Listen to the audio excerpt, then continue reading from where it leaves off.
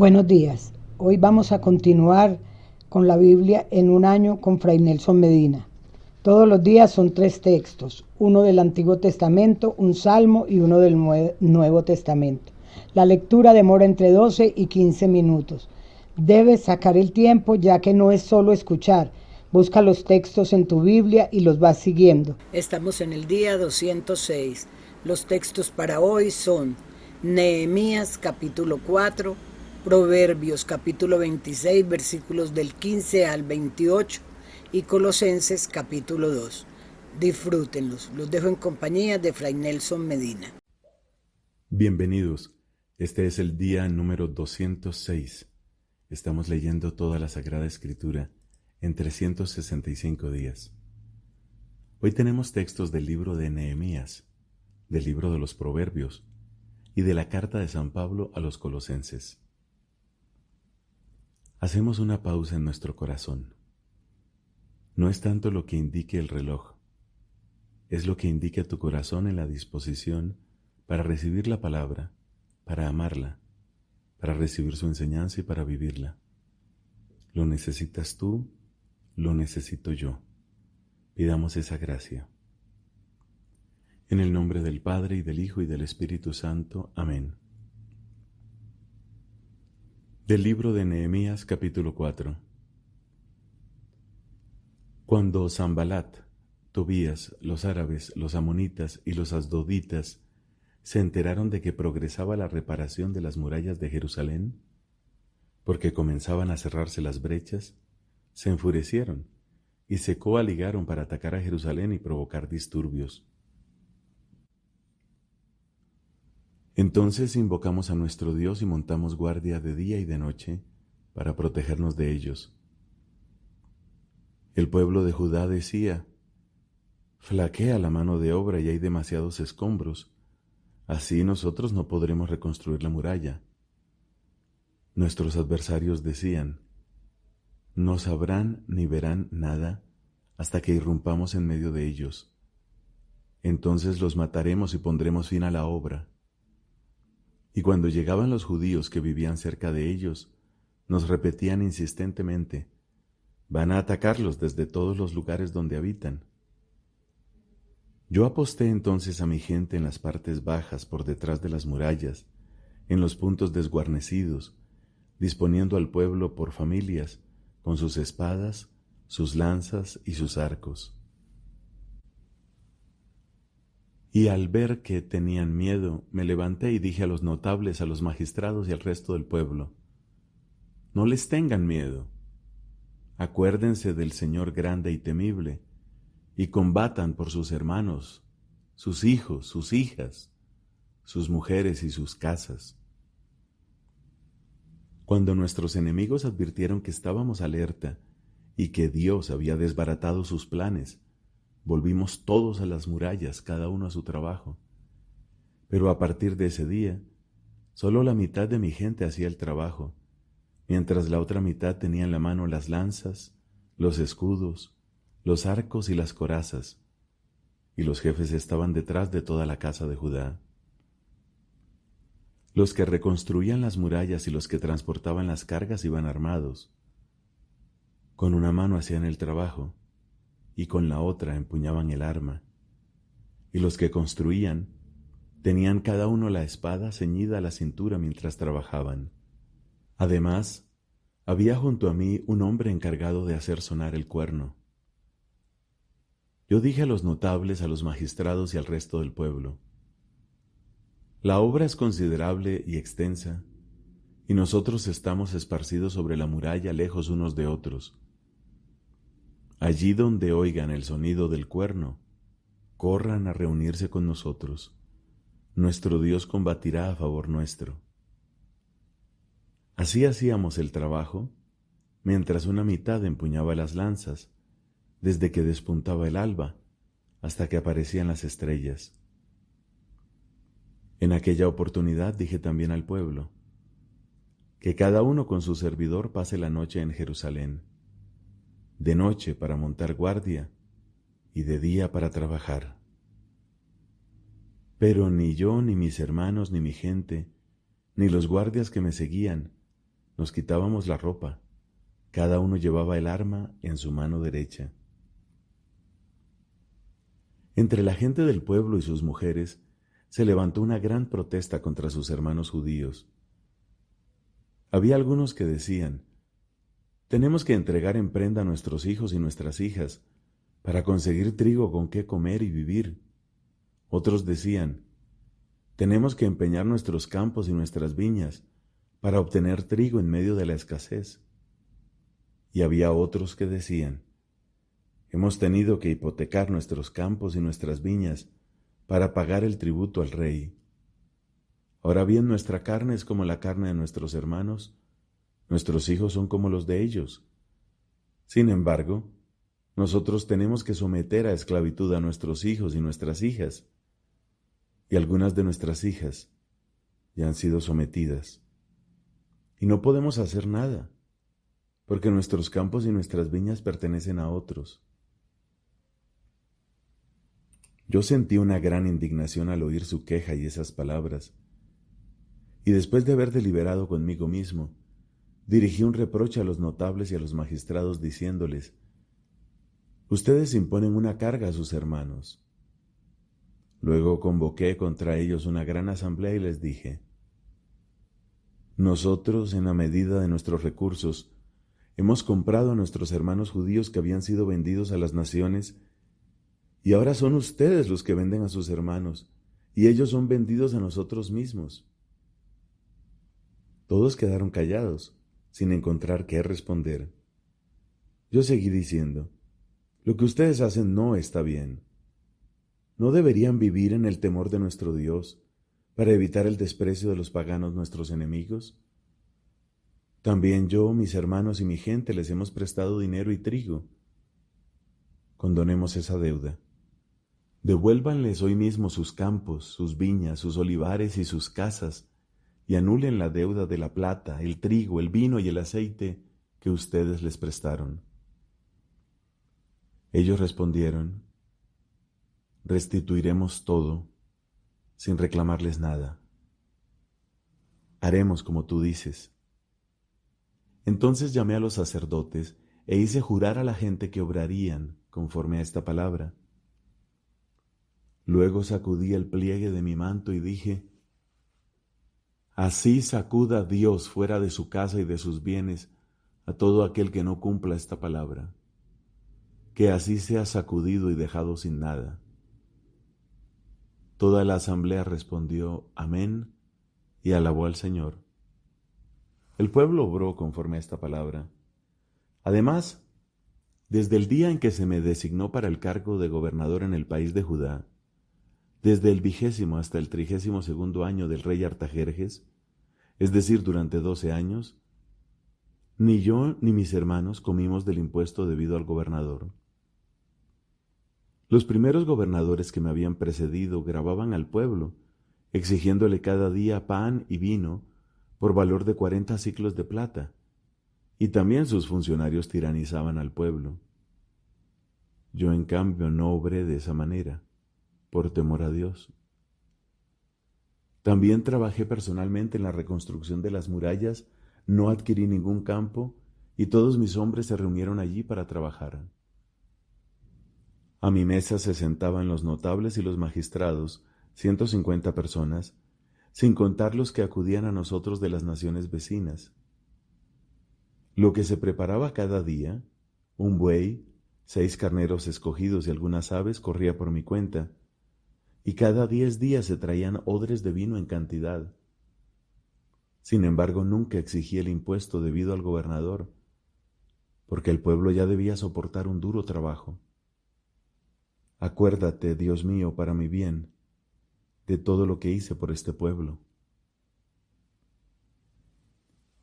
Cuando Sanbalat, Tobías, Gesem el árabe y los demás enemigos nuestros supieron que yo había reconstruido las murallas y que no quedaba en ellas ninguna brecha, aunque hasta entonces no había colocado las hojas de las puertas, Sanbalat y Gesem mandaron a decirme: ven a entrevistarte con nosotros en Kefirim, en el valle de Onó.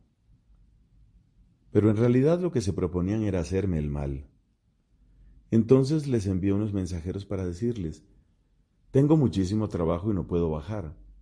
¿Por qué va a suspenderse la obra mientras yo la abandono por bajar a verlos? 4 veces me hicieron la misma invitación y siempre les di la misma respuesta. Por 5ª vez, Sanbalat me mandó a decir lo mismo por medio de su servidor, que traía en la mano una carta abierta. En ella estaba escrito: se oye decir entre la gente, y lo confirma Gazmú, que tú y los judíos piensan sublevarse, y por eso reconstruyes las murallas. Según esos rumores, tú vas a ser su rey, e incluso has establecido profetas para que proclamen en Jerusalén refiriéndose a ti: hay un rey en Judá. Y ahora el rey va a ser informado de todo esto.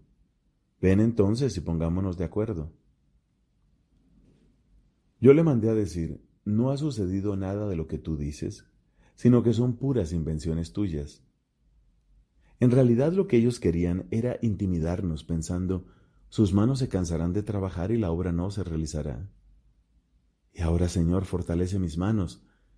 Entonces fui a la casa de Semaías, hijo de Delaías, hijo de Mehetabel, que se hallaba impedido, y él dijo: encontrémonos en la casa de Dios en el interior del templo, y cerremos sus puertas, porque van a venir a matarte, y esta es la noche en que vendrán a hacerlo. Yo repliqué: ¿va a huir un hombre como yo? ¿Y qué hombre de mi condición podría entrar en el templo y permanecer con vida? No entraré. Yo había reconocido, en efecto, que no era Dios el que lo había enviado. Si había pronunciado esa profecía acerca de mí, era porque lo había enviado Tobías. Lo habían sobornado para que yo me dejara intimidar, y obrando de esa manera cometiera un pecado. Así me habrían infamado para cubrirme de oprobio. Acuérdate, Dios mío, de Tobías por lo que hizo, y también de Noadías la profetisa, y de todos los demás profetas que trataban de intimidarme. Las murallas quedaron terminadas el día 25 de Elul, al cabo de 52 días. Cuando todos nuestros enemigos se enteraron, todas las naciones vecinas quedaron vivamente impresionadas. Se sintieron muy humilladas a sus propios ojos y reconocieron que el trabajo había sido ejecutado gracias a nuestro Dios. Aún en aquellos días, algunos notables de Judá se carteaban frecuentemente con Tobías, porque estaban ligados a él por un juramento, ya que era yerno de Secanías, hijo de Ará, y su hijo, Johanán, se había casado con la hija de Mesulam, hijo de Berequías. Ellos hablaban bien de él en mi presencia y le transmitían mis palabras. Tobías, por su parte, enviaba cartas para intimidarme.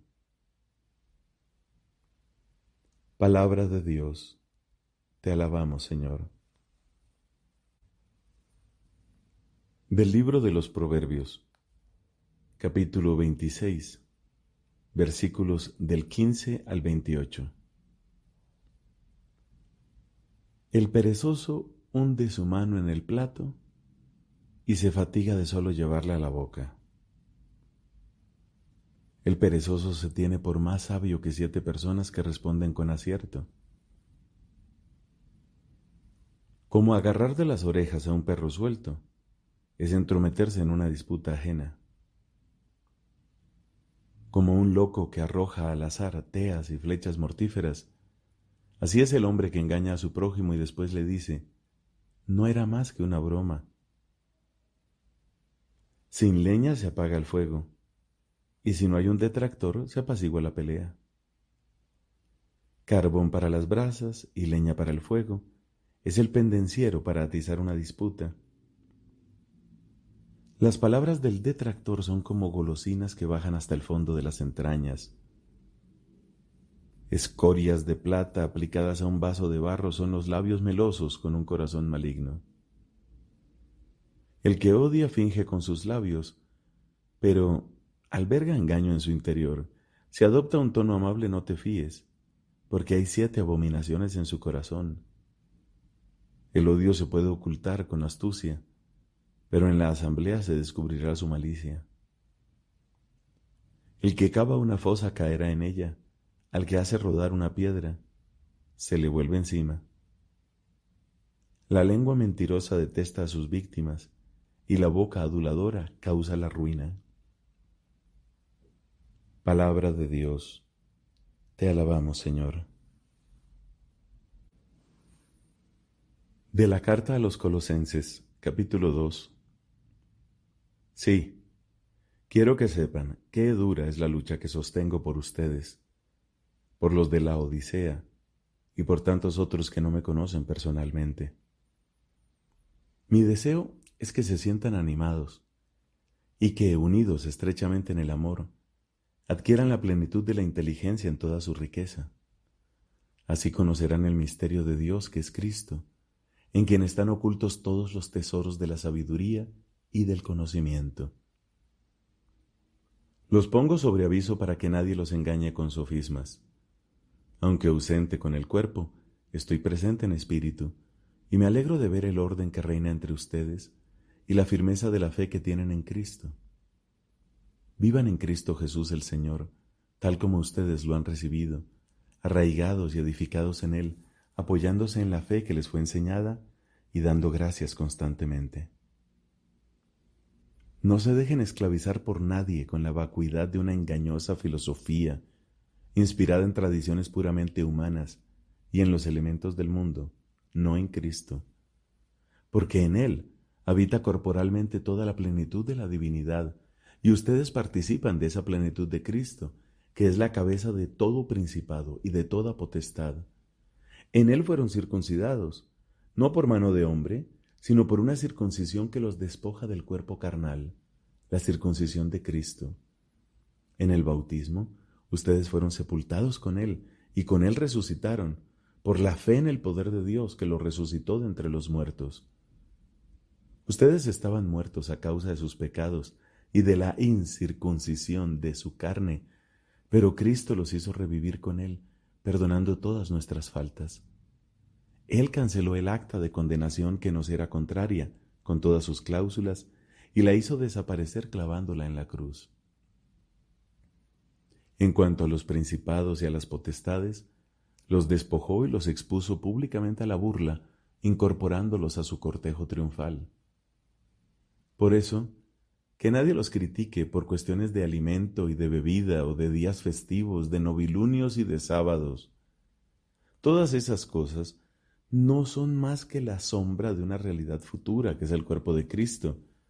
Que nadie los prive del premio bajo pretexto de humildad y de un culto de los ángeles.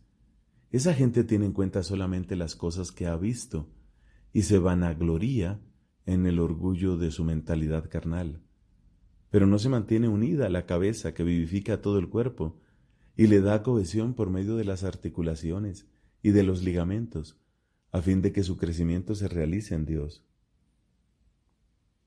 Ya que ustedes han muerto con Cristo a los elementos del mundo, ¿por qué se someten a las prohibiciones de no tomar, no comer y no tocar, como si todavía vivieran en el mundo? Todo esto se refiere a cosas destinadas a ser destruidas por su mismo uso, y no son más que preceptos y doctrinas de hombres.